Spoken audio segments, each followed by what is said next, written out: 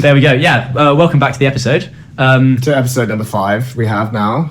How is it gone this long? I have no idea, but yeah, we're reaching the end. No plans on stopping. That's all I would say. 5 more years. 5 more years. No, that's the British system, not the American. Ignore me. So we've got a glorious guest on today, Hamish. He's perhaps one of the wisest people who's ever sat in front of a podcast microphone. I think you made that assumption while. Actually, you weren't drunk. I was drunk. I don't know how you made that assumption. Well, we had dinner together, and Hamish took me through basically the history of music. Really, if you want more interesting when you're drunk, we can always get some. Yeah. or something. We get a can opening. Exactly. Which we did do last episode. Oh, the chap did walk across basically the entirety of London to film, and with just a Diet Coke with him. That's all he brought, and we felt quite sorry for him. So we gave him a few beers. He needs some electrolytes. He did need some electrolytes. Yeah. So Hamish is a wonderful counter-tenor. He studied at Royal Academy of Music, which is quite unfortunate, really. It's usually sort of symptomatic of someone who doesn't pass the RTM audition. Oh, that's a low blow. Yeah. Just because I didn't pass, my arse is you are spot on. Yeah. No, he was at the Royal Academy of Music, and now he's a hugely successful counter-tenor. At least, you sung at Lion-Born. Well, I've sung in a rehearsal venue. I covered there, and there was a one piano dress rehearsal. It's the closest I've got to the stage, but it was a thrill. Yeah, the dizzying lights of the stage. My head was huge. Yeah. But it has been for a while, actually. As a child, I remember it was subject to some discussion. But a bit of worry from the parents. Yes. Yeah. But yeah, I had a dinner with Hamish relatively recently. We did a concert together at some guild somewhere. The Worshipful Company of Carpenters, I think. It was. It's worshipful something, but yeah. It was. I didn't spot a single carpenter in the room. They didn't look like carpenters anyway. Well, where were their toolkits? I couldn't see anything. Exactly. Yeah. A huge disappointment. And we got chatting, and I realised that Hamish is quite clever. So certainly clever than we are. Well, we're not very good at identifying what clever is, but when I'm getting that. I think it hit Tom in the face that night. It really, I sort of just mouth sort of slightly open as we spoke about Bird and Tallis and all sorts. And I just thought today would be a good chance to talk about kind of history, politics within music. We've recorded a clip before, or an episode with a clip in it that went viral, which everyone will know. Haydn is useless. And Hamish is going to be here and hopefully spend some time telling us why Haydn is not useless at all. So Hamish did mention before the podcast that he didn't necessarily agree with me. Go for it. It's more a case of sympathy for Haydn. He gets overshadowed by Mozart so holistically. Agreed. And yet, it's often for slightly bizarre reasons, such as a sort of a top trumps comparison of, but look at his symphonies versus the Jupiter Symphony or something. And they're composed about 20, 30 years before. And particularly his operas, they're a sort of a genre far closer to Gluck than they are to Marriage of Figaro. Yes. And also I feel sorry for him because while he had an incredibly cushy job at the Esterházy court, Prince Esterházy was a maniac who, he was sort of eccentric that I'd love to be, but had too much money, too little sense, and was obsessed with the baritone, this sort of archaic instrument, and demanded that Haydn write over 100 trios for this sort of dying medieval instrument throwback. So I feel like he had his time slightly wasted by other people in a way which Mozart potentially didn't. Right. But also, didn't Haydn do things more happily for money, whereas Mozart really wanted to move things forward, so he was broke, but kind of just doing his own thing, I don't know about that. Yes, Haydn played a good financial game because he found an employer, and unlike Bach, he didn't fall out with them and then get thrown in prison by them and all that sort of stuff. Yeah. But at the same time, he did invent the symphony. He wasn't a static composer in terms of his contribution to the canon, whatever that is. I seriously say that. I know artillery, but I didn't study music. People sort of said in shocked tones at university, oh no, we're looking at the canon. And I'd be like, what, 12-pounder, 18-pounder? What are we talking here? But yeah. It's the best type of cannon. Oh yeah. My dad was Royal Artillery. Oh! So he's pretty au fait with cannons and big guns. We should get him on. We should get him on the podcast. We were thinking that we should get Ed and my dad on for the podcast, spoof episode. Yeah, but that would be a ride. The deep dive. Yeah, it would be into our past. But yeah, Sorry, I've already dragged it into military. Haydn. Yeah. There is a military story about him, though, because when Napoleon took Vienna for the second time in 1809 after the Battle of Wagram, very bloody affair, he sent a detachment of troops to go and make sure Haydn was safe in Vienna, and Haydn was an old man at this point. Right. And they sort of scurried through the streets. They found his palace and they took him down the stairs. And one of the soldiers in this group began to sing an aria to him from one of his operas, and poor old Papa Haydn was sort of crying tears of joy. And it makes a change from, Richard Strauss coming down the steps saying, "Don't shoot, I wrote Rosenkavalier." Yeah. Or I think it was Berg who was shot by a sentry in 1945, went out for a smoke and got shot by a GI because he broke curfew. What I think it was Berg. No. Yeah, I mean, Probably maybe. want to fact check that after the episode. It's a similar era, so it could be, yeah. Yeah, second Viennese school, but that's the Fred, Vienna, yeah. Well, I mean, it's quite an arrogant response, isn't it? Really crying, hearing somebody sing your piece. Oh, you really hate him. I do. No, that's a lie. I don't mind it. I think The Creation is a good piece of music. And I did get a lot of abuse in the comments from this, because people were like, "You're a singer, how can you dislike The Creation?" So I think The Creation's There was a cello great. concerto. It is a delicious The cello piece. concerto got a lot of mention as well, which I like. It's a great piece. Oh, yeah. Why is it that Haydn wrote 2 cello concertos and Mozart didn't write one? That's kind of weird, isn't it? If Mozart was a bit later. It's a bit odd. Yeah, Hamish, why is it? Tell us. Tell us why. Yeah, as if Rabbits you know. in the headlights. But what might you think? Like, We've got how Google. I mean, does off the that top of my happen? head, I can't think of. Oh, there's a horn concerto that Mozart wrote, and there's a violin. A few. There's a very horn. good, I think it's violin G major, I think. Yeah, It's very good. But otherwise, I only really know the piano concerti. I mean, that's the other fascinating thing with Haydn's piano concerti. And there's a beautiful Andreas Steyer, I think, recording of them, where it's the forte piano, of course. So it's a much mellower. It's a different sound world. It's almost it's almost like hearing a sort of muffled jazz piano playing something, and it's a nice sound world. I quite like it. But then I do quite like the earlier classical period, because that's sort of hybrid late Baroque, the J.C. Bach, the C.P.E. Bach, that kind of. It's still quite clean and astringent, but it has a lot of that sort of fugal qualities that you get in some Baroque writing, which is why I like Haydn symphonies. And Symphony Number 44 has some excellent sort of fugal writing in it. Yeah, which is quite you'll clean. probably able to guess I've not listened to Symphony Number 44. No. My opinion on Haydn was very much based on like... I mean, there are a lot of them, so fair There enough. I only happen to remember it's that one because I was chatting to a friend recently who conducted it, and it made an impression on me. Okay. I like him. Yeah, I like him. understandable. I mean, no, so Haydn was a very nationalistic composer, in a way, of writing in Austria. I want to talk a bit about Shostakovich. Okay.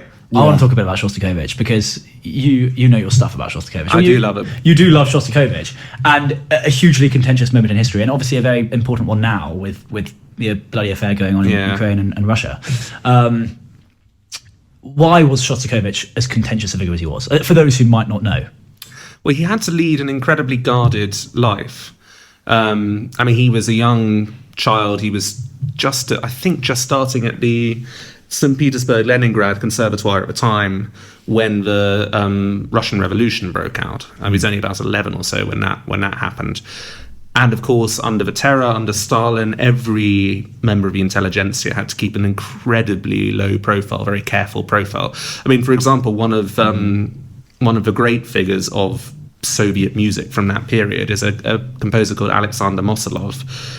And at the time, in the 1920s, he was considered by a lot of music critics to be the great shining beacon of where Russia was headed with its socialist music. He wrote this extraordinary piece called the Iron Foundry Concerto. I think it's just the Iron Foundry piece. Okay. And it's sort of industrial noise, and it's doing what Honegger did on industrial steroids. It's absolutely crazy. Wow. Okay. But he, in the Great Purge in the 1936 sort of period, wrote a letter to Stalin complaining about the fact that he'd been essentially cancelled by the Soviet regime, and he really should have been, well, grateful's the wrong word, because, it's all appalling crimes left, right and centre, but he really should have just kept his head down. And he was so naive that he wrote to Stalin to complain.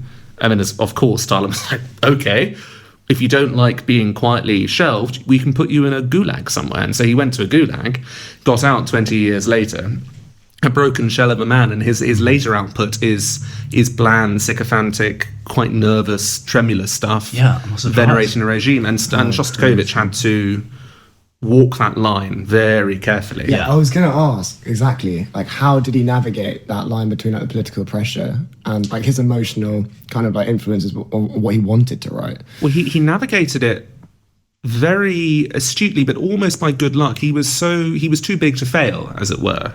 Rather like when Prokofiev decided for whatever deranged reason to return to Russia. I think he'd bought the kind of propaganda that it was a new society and it was all going to be lovely. He got to the border with his wife, and as they were passing through the border, the NKVD, the sort of precursors to the KGB and now the FSB, they opened his case and rifled through his silk pajamas. I think that was and they were a bit sort of aghast at this decadence, and confiscated his passport right in front of him. Wow. And I think at that point he sort of turned to his wife, ashen face, and thought, I've made a mistake. Yeah, this is not what I expected. Yeah, and so Prokofiev could be rapped on the knuckles, and he went from being the great shining figure, the sort of the joy of Paris, who everyone wanted at their salons, to this sort of pet composer that the Soviet regime would threaten and wheel out when they wanted to. Right. And both Shostakovich and Prokofiev and Aram Khachaturian, and I find Khachaturian quite a sad case because he was of the three, he was probably the most committed, fervent communist. He really believed in the system, but the system kept hitting him. The system kept condemning his music, and he would take that personally in a way which, Prokofiev was a much more worldly, cynical man who would just say, look, I just want to live. Tell me what to write and I'll write it. And he was such a consummate craftsman, he could do that. Yeah. And Shostakovich, he is so contentious because on the face of it, he bent over backwards for the regime and did whatever they told him to do. But that's a surface level interpretation, and it's made easier to see him that way because he has such a sparse style of writing. He's not Prokofiev with his really lavish orchestrations. He writes quite spare pieces. Even his grand symphonies, like the 7th or the 10th, they don't tend to be very thickly orchestrated. They're not Scriabin at any rate. Okay. Or even Mayakovsky, who's he taught Shostakovich. He was one of the great. He was called the father of the Soviet symphony. Okay. And he died in 1950, I think. But it means that because there isn't a huge amount to latch onto, people can have in the past dismissed Shostakovich as facile, as puerile writing, but it's not very sophisticated. And there is the ghost of an argument there because he had to change course radically in 1936 after his brilliant opera Lady Beth-Mtsensk, or Lady Beth-Mtsensk of the something district, I forgot what it's called, had to be withdrawn because Stalin went to the opera theatre, into his box, and left at the interval, and then wrote a blistering condemnation of it, which has become very famous in Pravda the next day. Right. And which was along the lines of this isn't suitable. Well, it just said it's subversive. It's not what the people need. It's not socialist realism. And as a response, Shostakovich had to withdraw his 4th symphony, which is arguably one of his most fascinating because it's sort of toying with serialism. It's a really avant-garde piece, and it drew down the curtain on a sort of a really vibrant part of his compositional output, where he was pushing in all these directions. He'd written The Nose, the only large-scale successful surrealist opera. I mean, you can make a case for La Mamelle de Thérésias by Poulenc, of course, which is an incredible piece. Yeah. But The Nose is unique. There's nothing really like it, or at least there's nothing really like it that has been successful and performed around the world. He wrote the 5th Symphony as a artist response to just criticism, is what he actually entitled it. And it was a radical change of tack. It was a much more, on the surface, much more conventional, submissive piece to the Soviet authorities. Yeah, which was better received. It was much better received. It rehabilitated him. But he was not safe, because in 1947, I think, he suffered, what's the term? He was condemned by Zhdanov, who was the commissar in charge of music, essentially, the Composers' Union. And he had to do this sort of rehabilitating tour of the States alongside Prokofiev and Khachaturian, who'd also been condemned. And it was very difficult for pundits in the West to understand what was going on. I mean, this is a man who kept a packed bag with his belongings by the door for most of the 1930s because he was aware that the KGB could come crashing in at any point and drag him off. Exactly. Yeah. So who do you think he was inspired by then? You said his teacher was... He was taught by Glazunov, and you can hear a lot of Glazunov in his 1st symphony. And he was taught also by Mayakovsky. I think he put a lot of emphasis on Stravinsky and Mahler, and you can hear a lot of Mahler in his symphonies. Right. It's rather like sort of, I don't know, it's skeletal Picasso Mahler is what I would call it. Okay. Particularly the earlier stuff. Right. See, it's fascinating you talk about him having a specific style, because I've heard a lot of his neoclassical stuff, which is obviously hugely different to his symphonic writing. What do you mean, the Prokofiev neoclassical symphony, or? Oh, maybe I do actually. No, I'm sure I studied some Shostakovich neoclassical stuff. There's some neo-baroque sort of stuff where he does his preludes and fugues. Yes, it was certainly not symphonic. I was talking about piano writing. Oh, okay, yeah, because that is extraordinary. I mean, I just have to stress for the camera, I did not study music. This is the history side of it all. Yeah. But as far as I'm aware, his set of preludes and fugues, 48 of them, are considered some of the most significant since Bach's great cycle. And likewise, his late string quartets are considered, the inheritors of Beethoven in a certain sense. Wow. God, I've signed some bold checks in my name now. Yeah. That's quite the goodness. I mean, that's most of that's gone totally that's off my radar.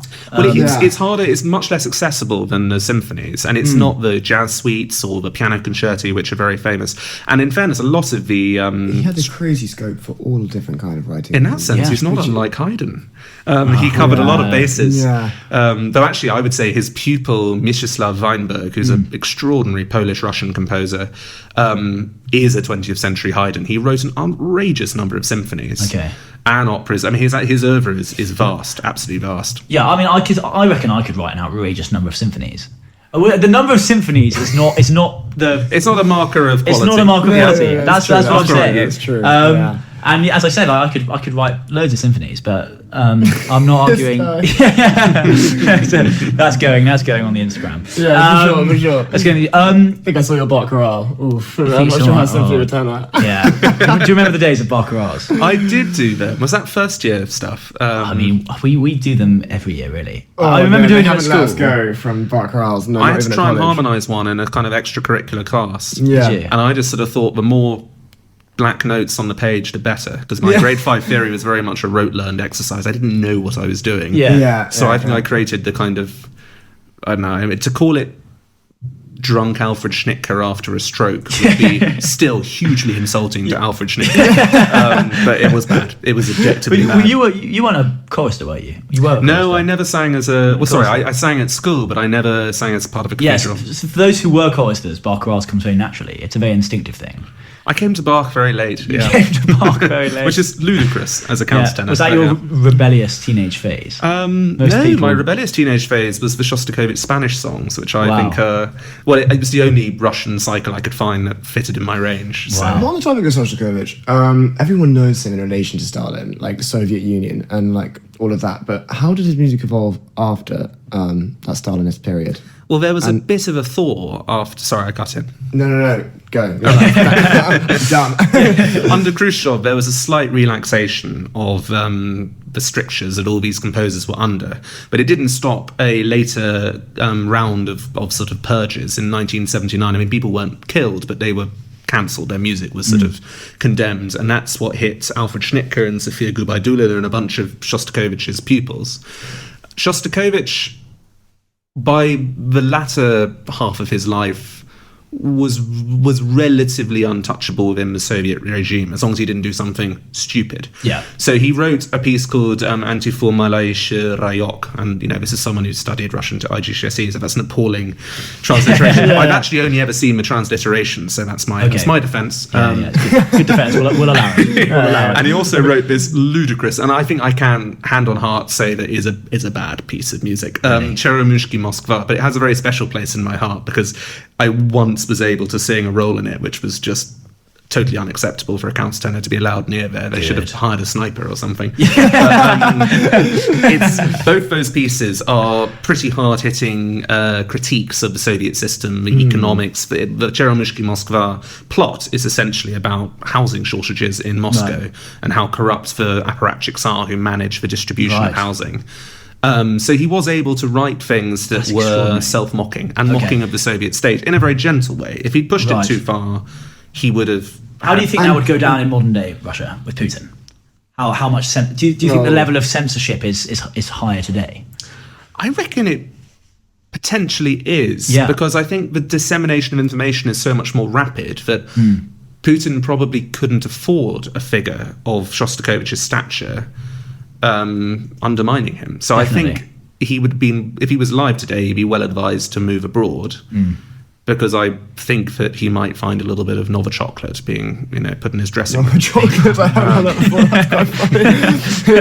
It's actually not remotely funny. That's pretty awful. It's a horrible way to die. Jeez, you have to be really unlucky for that.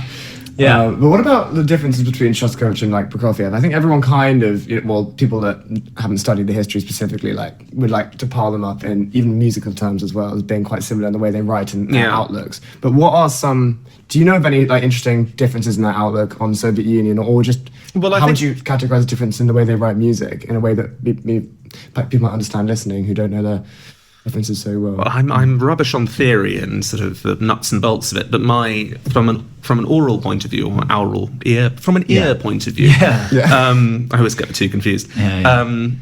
Prokofiev is half a generation older, so his style, he was cutting his teeth almost pre-Russian Revolution, so he was a big figure in Paris. His music is a lot more cosmopolitan in outlook rather. Shostakovich's music I tend to find potentially more academic, more kind of monastic in a way, because Prokofiev has so many influences on his style, and Shostakovich selects a few major influences like Stravinsky and Mahler, and is obviously he's very broadly read. He knows a lot of music. He quotes a lot of composers throughout his symphonies. The Seventh Symphony, the first movement, quotes a lot of Leha as a mockery of the Germans. Because it was the Leningrad Symphony under siege. But I don't know if you know this. Sorry, I'm going to bust in quickly. We're doing a Merry Widow next term. Are you? College of Music Opera Project. Which I'd like to say we announced that before Glyndebourne did. Because Glyndebourne have just announced that they're doing it as well. Well, they're clearly following college, As all great the whole opera time houses updating the college website to find out what they can be. Hitting refresh. There's one guy who's paid a good 5-figure salary to do that. He's just sort of sat in an office somewhere, sort of obsessively chewing on his fingernails, trying to find out, guessing what's going on. It's but is it going to be You guys did something extraordinary a few years ago. You did a Robinson Crusoe opera, didn't you? Did we? I think so. Not during my time, and I have been maybe there it was for a good few years. Oh, okay. My friend, I think, was in it. It was a piece that hadn't been done for a long, long, long time. Okay. I'm pretty sure it was a Robinson Crusoe thing. Okay. But anyway, No, I think it's impressive. Yeah. Well, last term we did a piece called Barnum's Bird by Libby Larsen, which we did the UK premiere of it, and it's basically The Greatest Showman as an opera. It's very cool to do premieres. It was very cool, and obviously there was no precedent. We were very much on our own with how we chose to sort of personify the characters and stuff. It's quite refreshing that, where you don't have to look over your shoulder and listen to other people's interpretations. Definitely, because I think a lot of people are hampered by that hugely, and feel quite, feel like there's big boots to fill. I find it, because the one piece that all counter-tenors have to do that's operatic in the 20th century, I say have to do it. It's a joy to do it. It's an incredible piece. Some Andrea Scholl's got a gun to your head, right? Well, actually, it would be the ghost of James. Poor James Berman is such a legend, and Alfred Deller, equally legendary. Because they just embodied Oberon in Midsummer Night's Dreams. It's very difficult to sort of to tune out and create something truly original, because whether you like it or not, it's a bit like Glenn Gould. Every pianist since him has been playing in his shadow. Not in his shadow, but they've been influenced. Or Fischer Dieskau, every leader singer since him has been influenced heavily by his discography. They're the first person you listen to. So they sort of get under your skin, and you can't, and you don't want to excise them, but at the same time there is a freedom to do something for the first time with no reference point. Definitely. I don't know how similar that is from an instrumental perspective. Are there, certainly for clarinet, are there particular sort of figureheads that you look to when you learn new repertoire? Yeah, no, of course there would be. People that play? Yeah, people that play. Yeah, of course there would be, but also I would find it pretty impossible to do any kind of piece that I play like a professional, you know what I mean? Yeah, because all kinds of technical barriers and interpretational barriers that I probably wouldn't want to cross, to be honest. But because the thing is, I wouldn't know what the instrumental approach is, but with singers, we have the wonderful excuse of I can never sound like him because I've got a totally different instrument. Yeah. No, so I should be able to move my fingers as fast as X, Y, and Z, but I just can't. so I interpret this 30 beats per minute slower, and that works for me. Yeah, exactly. Yeah. But if you were in East Germany, they'd have pills for that. Well, we have that great excuse that my voice does this, or my voice is tessiturous, it's more like this. Yeah. It can be a trap for laziness, though. Oh yeah. Thus why Ed and I started a podcast. I was to say I spent sort of 4 years being like, oh no, I'm a high counter-tenor, I only sing high. Yeah. And then realised, no, I'm just a bad counter-tenor for technique. But yeah. Oh, don't say that to me. That's kind of where I am at the moment. Just the other way around. I'm a low tenor. It's coming. We'll meet in the middle. Yeah, we'll meet in the middle. You can give me your top notes, and I'll give you my low notes. How about that? We'll agree on that. Oh, I need them now. I need them. You need them. You certainly do. Yeah. Going along, I mean, this is a huge change of topic, but talking about people who toe the line very carefully between their artistic motive and their sort of political motive and what's required of them. Let's go back about 500 years. It's a conversation that we have sort of vaguely touched upon. But let's talk about Thomas Tallis, William Byrd, the Reformation of is it the Reformation of, what is it, the monarchy? No, it's not the monarchy, of the Protestantism, Catholicism. Well, it's the Reformation of the sort of broader Christian church. Absolutely, yeah. And how those composers were required to write in a certain way and how it was forced upon them.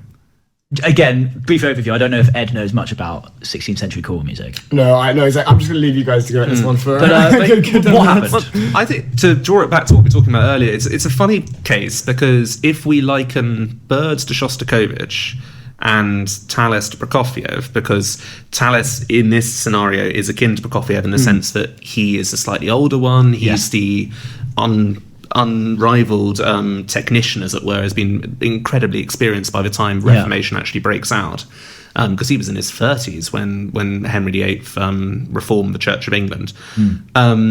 I flip my allegiances. I actually prefer Tallis to Byrd. You do, and we had this conversation because I much prefer Byrd. I think Byrd's music is far more. It's not like I dislike Prokofiev or I dislike Byrd. Sure. It's just a mild preference for Tallis over Byrd and Shostakovich over Prokofiev. Yeah. And I think that Byrd is the more interesting character historically. Certainly. Because he is the recusant Catholic who's ostentatiously going to take up a post in Lincoln Cathedral to demonstrate that, oh no, I'm in the Church of England, I'm writing these grandiose anthems for large-scale forces which demonstrate the Elizabethan reforms and all that kind of stuff. And of course, we all know sort of pieces like Vigilate, which are designed for, almost crammed into a priest hole in the north of England, looking over your shoulder. I mean, he lived through appallingly bloody times to be an English Catholic, where you have the rebellion of the Northern Earls and obviously the Armada and all that kind of the xenophobia that whipped up. But because of his success, he was pardoned. And he was kind of almost allowed to write the music that he wanted to write. Yeah, he found an accommodating middle ground with the court. I also think that Elizabeth was no fanatic. I don't actually think any of the Tudor monarchs were fanatical about religion, because while Henry VIII gets the title Defender of the Faith, obviously he throws that aside in order to secure the succession to marry. Oh yeah, I mean his motive was basically purely, I don't want to say sexual, lustful and dynastic. Yeah. I mean, I think he is one of the most destructive kings in British history, because you can trace the English Civil War in the 1640s back 100 years to his economic mismanagement, and all his successors in the Tudor dynasty and the first two Stuarts are grappling with the fundamental problems that he left them. Wow. Does that have anything to do with what he did with the church, or was it just more? Well, the church was also a cash grab. So he was influenced into the rupture with Rome, partly because he always perennially overspent. He was financially incontinent. He built incredible palaces, like Nonsuch Palace, which sadly was knocked down, I think, by Charles II, which... Until I knew about that, I quite liked Charles II, but it's just vandalism on a huge scale. How could you? Absolutely. Well, no one think of the palaces. You say you quite like Charles II.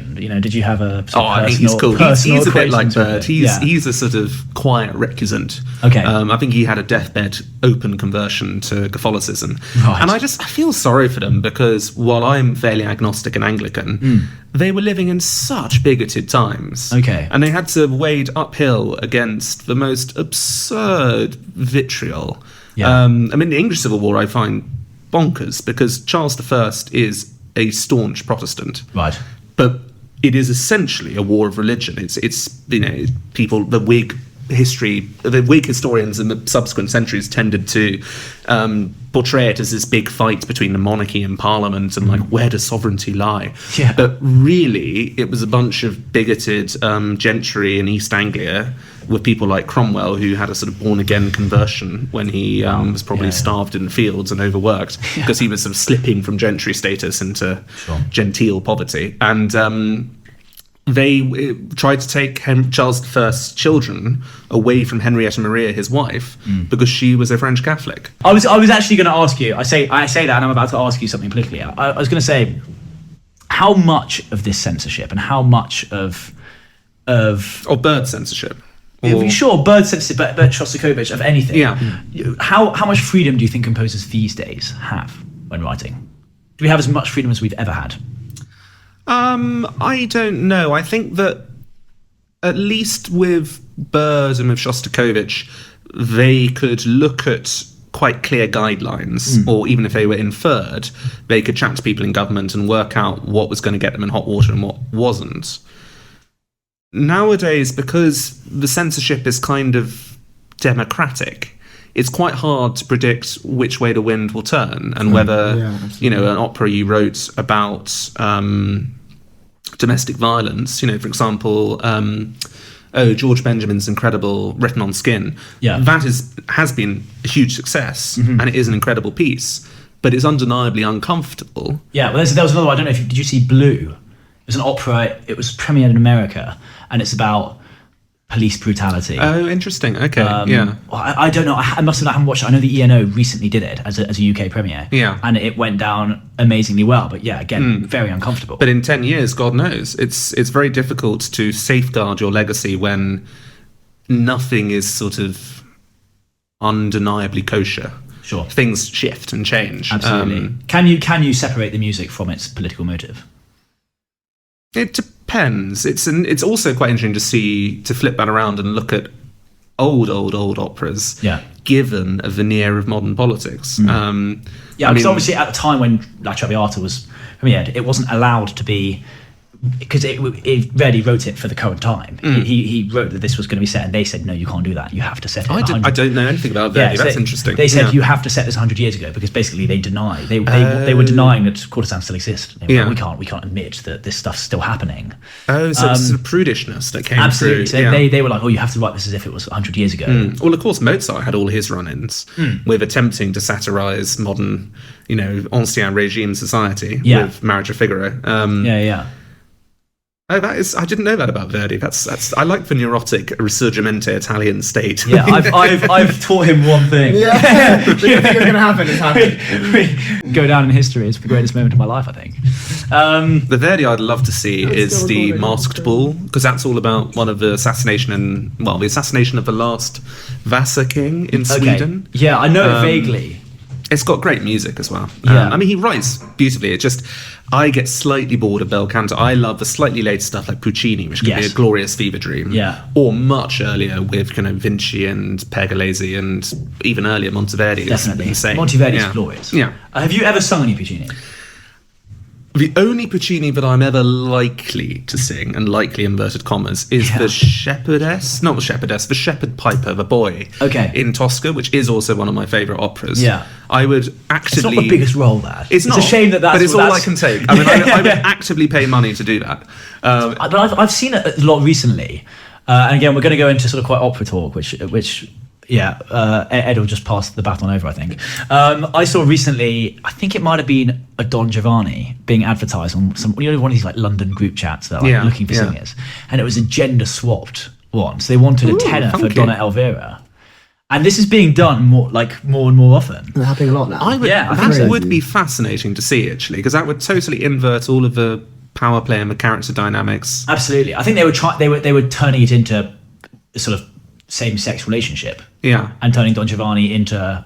I don't think it ever specifically stated that he only slept with women. So that's certainly the impression. I mean, he's modelled loosely on Casanova, and I think he was pretty explorative. Sure, absolutely. So I think that's kind of exploring that a bit. Yeah. But yeah, I think maybe there's a Rodolfo role in there somewhere for you, where Rodolfo goes back 500 years to a sort of Handelian. It would be fun to slot some pastiche. Yeah, I'm so sad. I was once in Vienna when I was at music college, and I was going through there with my then girlfriend, now wife, and it was the first time she'd been to Vienna, so I was having the time of my life. I love it. It's an incredible city. That. Yeah. And we had standing tickets to go to the Volksoper to see Don Giovanni. Wow. And based on what I could see online, it was set in Star Wars. They had lightsabers and everything. It was so cool. Yeah. And you were a fan of that, were you? I just was absolutely hysterical. Yeah, I would love that. It was going to be in German with German surtitles. So, I mean, I wouldn't have understood anything. But there's a lightsaber. But it's got lightsabers and capes. And I think I enjoy operas that are set more in the modern world, though. I went to see Il Turco in Italia at Glyndebourne last year. I saw that. I was very kindly taken by a friend who was assisting, so I got one of the sort of dress rehearsal tickets. Right. Yeah. It was amazing. Was that at Glyndebourne? Maybe you were at the same time. Or we possibly were at the same time. Because that was when they staged it so cleverly to get around the distancing because of COVID restrictions. Yeah.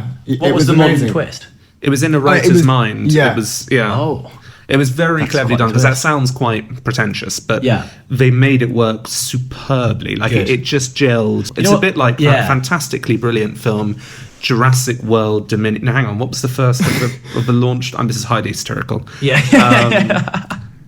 Oh, man. Yeah, the Chris Pratt ones. The first of the Chris Pratt Fallen ones. Kingdom or something? No, that was the second one, I think. I managed to pour an entire gin and tonic over my laptop at university while watching this first one. As we all do. So it was a very expensive film for me to watch. I did see on a message to Tom, you're like interested in dinosaurs and stuff. Oh God, we've drifted into it, haven't we? Yeah, here we are. That's perfect. But in that film, there's the poor intern who has to look after someone's children, and then she I've watched this totally unnecessarily gets absolutely The Lost World. No, that's a different. Sorry. That's a different book. That's a totally different. That's not even Michael Crichton. Anyway, she gets absolutely mullered by a mosasaurus. Yeah, unnecessarily. First of all, she gets picked up by what I presume is their attempt at a Quetzalcoatlus, and then she gets sort of dragged over the big fishing pen. Yeah, and then the mosasaur, the Tylosaurus or whatever it is, goes bursting out through and chomps her, and you just sort of think, well, that was an unnecessarily violent death. And I think a lot of the critics were like, she did nothing, why that was just shock value. So that was my one criticism of the Ipa Mestra, was this slightly gauche ending to this comic character. But otherwise I thought it was really powerful, because it also showed a sort of wealthy Gulf state falling into chaos. So it could have been Libya or somewhere like that. It was very powerful. I can imagine. They use this a lot in films, don't they? This is all the time in Star Wars, where you shoot a stormtrooper, you could be shooting them on like the toenail, and they're dead. They're on the floor, they're dead. You shoot Luke Skywalker in the heart, and he's on the floor, and it's like, I'm going to be okay. I have a timeout. Whereas these stormtroopers are actually wearing some form of armor. Oh, I feel so sorry for them. They've been upsold that armor heavily. I know. They have to wear it every day. They've been dropshipped that armor. And if anything, it makes them more vulnerable. Because it slows them down, gets rid of their vision. And kills them super quickly. Because apparently they're shot, they just die. It just happens all the time. It distributes the laser bolt equally all over. There's gaps in all the places where it matters for the armor. Okay. Hamish, we went there. What's the obsession with dinosaurs?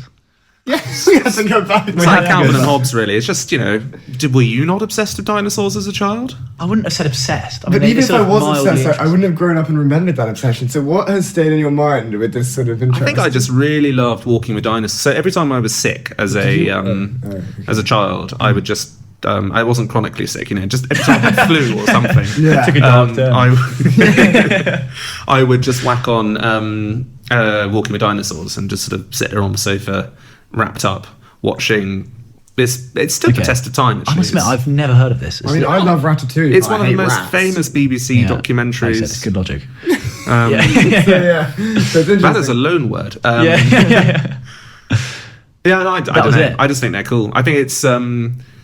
Just some of the... it's also the ability to discover something out there which has lain hidden in rock for millions of years. It's a bit like with music, when obviously the canon are all fantastic composers, but I get more interested in the slightly more obscure composers who kind of never had seen the light of day, or have only seen the light of day in their hometowns. So people like Franciszek Tuma in Prague, who's a beautiful high Baroque composer, and basically unknown outside of Czechia. I was going to say, I've never heard of him. He's delightful, absolutely delightful. But it's people like that, and you get a hint of that with Dinosaurs, where every year there will be kind of 8 or 9 groundbreaking studies showing that we were totally wrong, and huge Aztec pterosaurs didn't have to sort of waddle into the wind like a modern day albatross, but they could catapult themselves into the air using a sort of complex grasshopper like motion of their extended, because their entire wings are just like their pinkies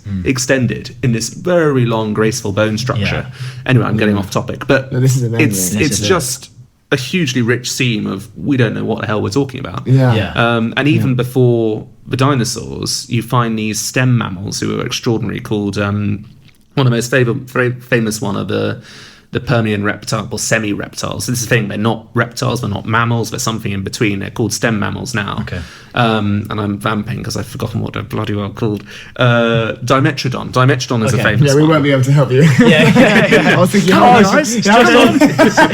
on the tip of my tongue. How can I finish a sentence? I can't. And Gorgonopsid is another one. And they were they look like giant saber-toothed kind of rats, really. Oh, wow. And they actually had slightly fatty deposits, they think, on their sort of outsides, and we have lots those of hairy filaments. We have those at the Royal College of Music. We call them bassoonists. That's such a low blow. Oh, I love cool. the bassoon, though. Luckily, my flatmate's not back. Tchaikovsky's Fourth Symphony, middle movement, the woodwind, the bassoon writing in that is exquisite. Sorry, I just thought I'd drag it back to music. But that requires there to be a nice bassoon sound, and I'm yet to find one. I'm not a fan. The closest I've come to realise I'm in the bassoon. presence of the clarinetist, but I have to admit I've always preferred the oboe and the bassoon, partly because there's that slight hint of danger. There's a more sort of Baroque sound that you might be more familiar with. I'm a stereotype. I'm playing up to my your reedy counter-tenor kind of tendencies.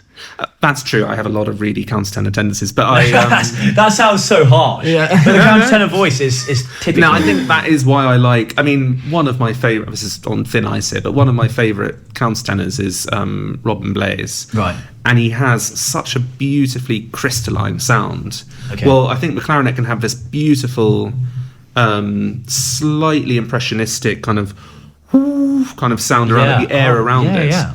And it's beautiful. I mean, to just balance things out, alongside the Tchaikovsky, I'm Shostakovich's just sixth. into the windows of your soul. Shostakovich's Sixth Symphony. The middle movement of the Shostakovich Sixth Symphony has the most exquisite clarinet writing. So it works in different eras. Is that the fast one? Yes. Yeah. Okay. Yeah, it has beautiful cascades up and down, up and down. Clarinet sometimes, which is not fun at all. It wasn't designed for that kind of thing. Yeah. I was going to ask, what do you think is going to be the future of contemporary music? Do you know what I mean? God. Because I find there's like a comparison. I've got a lot of friends that like in art world, for example. Contemporary art's like still got so many different like shades to it. Anyone can go into like a gallery like the Met and just like see things that they might not know, but they can see like huge differences in what's still considered contemporary. But when people go listen to contemporary music, a lot of the time they'll come out and they'll be like, that sounds the same as this, or this, or this, which is all contemporary music. I want to quickly chime in with very basic knowledge, because I'm sure you'll have an answer that's far more refined than mine. But I saw something on Instagram. Here we go. It's because everything on Instagram is true. This is where this guy gets. Why don't you watch YouTube shorts like the rest of us? Oh, sorry. Yeah, sorry. But I saw something that was like an AI predicts the future of art. And AI, the way it predicted it was that it predicted that art was going to become more and more mathematical. I thought about to say edible, but okay. Edible. Well, I don't know. I would be a staunch everything believer is in cake. That. I am cake. I support. Have you seen that? Yeah, that's so funny. Can we cut into it at the end and just check? Yeah, this is vicious now. Oh God. So welcome to Dissonance, the cannibalistic podcast. But no, it predicted that the future of art was very mathematical and very based on, and actually you can see a lot of that in tattooing these days. We had that in the 60s, though, surely. Calligraphy. Yeah, but I guess you could argue that it's going to go more down that line. Yeah, I mean, goodness, I feel like this is as good a place to end the episode, is any really? Yeah, We sometimes fractured music. Yeah. Wow. exactly. No, it's amazing. No, A very depressing. every episode should start with future. music and end with dinosaurs. I think. Oh yeah, Or end no, with it's the all regression sorts. back to Exactly. Absolutely, as No, they all exactly. should. Yeah, as Hamish, you would have noticed, we don't have a formal end to this episode. What sort of usually happens is James just sort of cuts the mic off when Ed and I sort of start rambling too. No, when James feels like it, he goes. he's like, I've decided that's enough. But we'll very briefly say thank you so much to Hamish. No, pleasure. Thank Thank you you. very This was much. amazing. He's trekked Awesome. across from an audition at Garsington to come and Well, record it with us wasn't tonight. at Garsington, but Well, audition for Garsington. I don't drive, so I'd be arriving in about 4 days if it was in Yeah, Garsington. yeah. Well, that's true. Yeah. But he's trekked across to come and do this for us, and we're hugely grateful. No, it's a We'll be booking pleasure. the second Absolute episode pleasure. And very we soon, absolutely because this was will be. amazing, and we Oh, feel like we thank haven't you. even scraped the surface. Yeah, we're gonna. Well, I have so much more love for battleships and tanks to give. Yeah, Exactly. Well, yeah. maybe we were hoping for the love that relates to Something slightly less murderous, Strauss. but yeah. when we get the Patreon content up, the paid content, Hamish will be back talking about battleships and all sorts. the after party. The after party, exactly. Anyway, Amazing. yeah. On that note, thank you very much, Hamish, and thank you very Thanks much. so much. Thank you. Thanks.